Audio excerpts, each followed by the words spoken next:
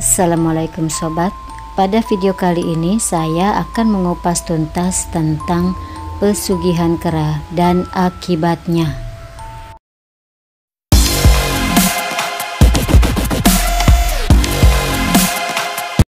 Sebelum kita melanjutkan video ini, bagi yang belum subscribe, pencet tombol subscribe-nya ya, dan jangan lupa tombol loncengnya juga, supaya sobat dapat mengikuti video-video seru saya selanjutnya, gratis kok.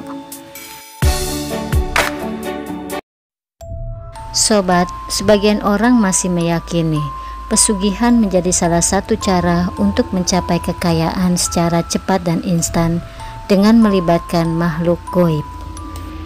Salah satunya adalah dapat kita jumpai di daerah Jawa Timur, tepatnya di Ngujang, Tulung Agung, yang melibatkan kera atau monyet.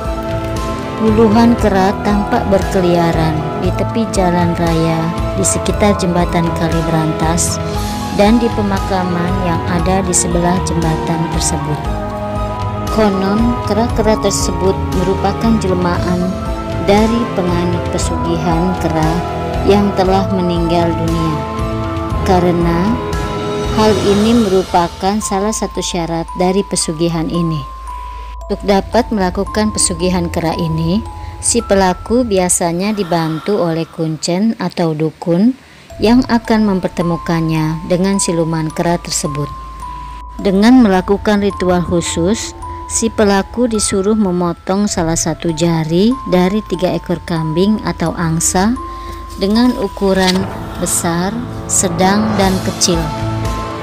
Jika si pelaku bersedia melakukannya, maka sang kuncen akan mempertemukannya dengan makhluk yang akan memberikan kekayaan kepadanya. Biasanya si pelaku tidak pernah berpikir panjang. Ia akan langsung memotong salah satu dari ketiga kambing atau angsa tersebut. Si pelaku tidak menyadari bahwa telah terjadi sesuatu yang mengerikan di rumahnya, bertepatan saat ia memotong hewan tersebut. Jika si pelaku memotong kambing atau angsa ukuran besar, maka istrinya yang berada di rumah akan menjadi tumbalnya.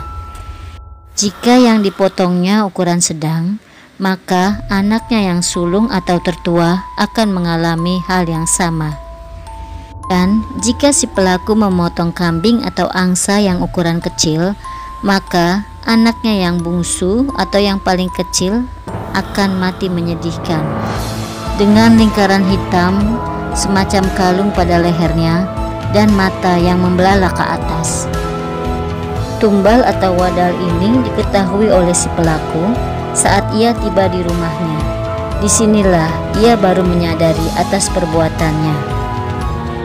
Dan biasanya si pelaku melihat kenyataan ini, ia akan melanjutkan niatnya itu, karena menurutnya sudah terlanjur basah, lebih baik terjun sekalian. Untuk pesugihan jenis ini, si pelaku tidak mencuri uang dari orang lain atau seseorang. Ia mendapatkan kekayaannya dengan cara melakukan perkawinan dengan siluman lutung, dan ia harus melakukan senggama dengan siluman lutung tersebut di malam Jumat dan Selasa Pahing. Pelaku pesugihan ini biasanya berkedok dagang atau berdagang, dan dari hasil dagang inilah ia mendapat keuntungan yang sangat luar biasa banyaknya. Nah, di samping selalu laris dagangannya, keuntungan dari hasil penjualannya itu juga menjadi berlipat ganda, digandakan oleh siluman lutung tersebut dengan daya sihirnya. Misalnya, ia mendapat keuntungan rutin setiap harinya senilai 1 juta rupiah, maka akan menjadi 10 juta rupiah.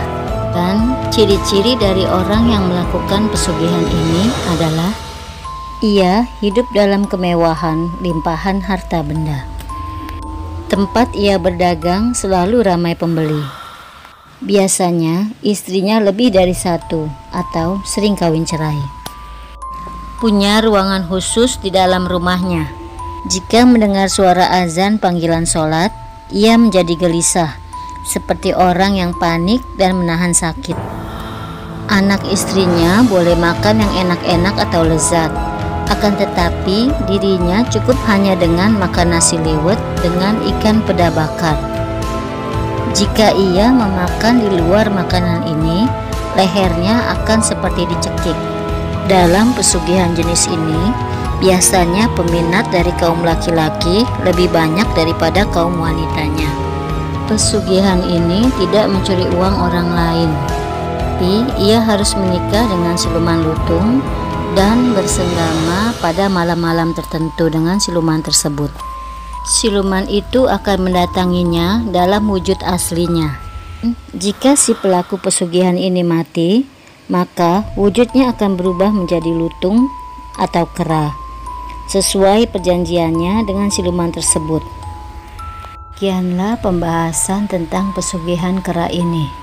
Jangan lupa yang belum subscribe, di subscribe dulu ya. Contohnya seperti di bawah ini.